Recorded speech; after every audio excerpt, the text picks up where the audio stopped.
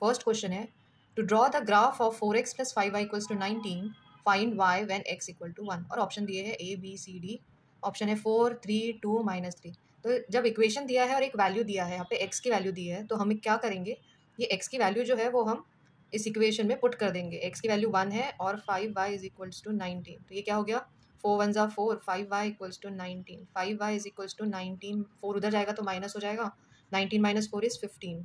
अब वाई 5 को उधर शिफ्ट करेंगे, वो इंटू में यहाँ पे, तो यहाँ पे जाके डिवाइड में हो जाएगा, तो y का वैल्यू आया 3। ऑप्शन में जो 3 है B, so option B 3 is the correct answer.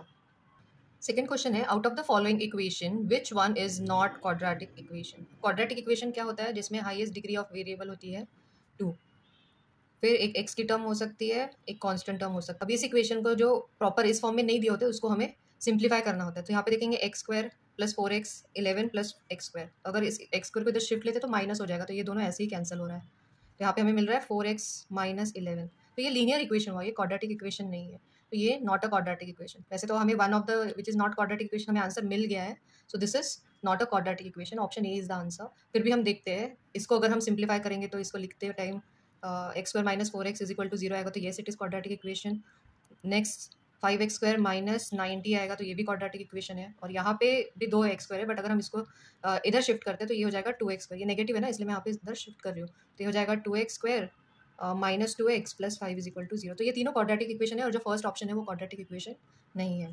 Third question for the given AP is arithmetic progression. A दिया हुआ है 3.5 और D A मतलब first term is 3.5, D means difference, common difference is 0, then nth term Tn is, वैसे तो Tn का formula जो होता है वो होता है A + n - 1 D, लेकिन यहाँ पे क्या है D 0 है, तो मतलब A में D ऐड करेंगे 0 तो सेम ही आएगा 3.5, नेक्स्ट टर्म भी 3.5 आएगा। तो वैसे आंसर क्या होता है 3.5 आएगा, क्योंकि D 0 है, तो सभी टर्म्स जो रहेंगे first second third n term सारे 3.5 ही रहेंगे। और अगर फॉर्मूले के हिसाब से करना है तो फॉर्मूले में अगर आप पुट करते हो A 3.5, तो n तो हमें पता नहीं है, n - 1 D 0 है, तो 0 × anything is 0, so answer is 3.5।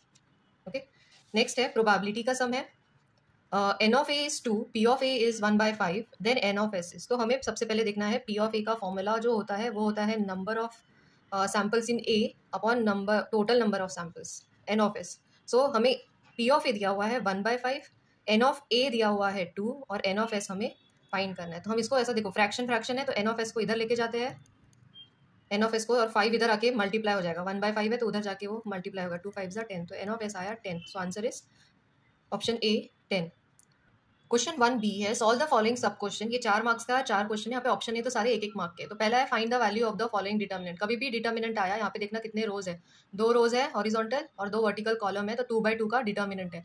तो इसमें क्या करना, सबसे पहले फर्स्ट और ये लास्ट नंबर को ऐसे मल्टीप्लाई करना। तो 4 7 यहाँ पे लिखना ब्रैकेट 4 × 7, बीच में माइनस साइन देना, और 3 × 2 3 × 2 करना। तो 4 7 = 28, 3 2 = 6, 28 - 6 is 22। सो आंसर कितना हुआ 22 पे। सेकंड है find the common difference of the following AP है अरिथमेटिक प्रोग्रेशन। तो हम क्या करते हैं, जैसे ये first term second term third term fourth term, तो हम सेकंड टर्म को फर्स्ट टर्म में से माइनस करते हैं। तो 4 - 2 कितना हुआ 2, थर्ड टर्म से सेकंड टर्म माइनस करेंगे 2, 8 - 6 2, तो हर जगह 2 2 2 आ रहा है, तो यहाँ पे कॉमन डिफरेंस क्या आएगा, the answer is common difference is 2। इस पे आपको 1 मार्क मिल जाएगा। Now third question, on certain article if rate of CGST is 9%, then what is the rate of SGST।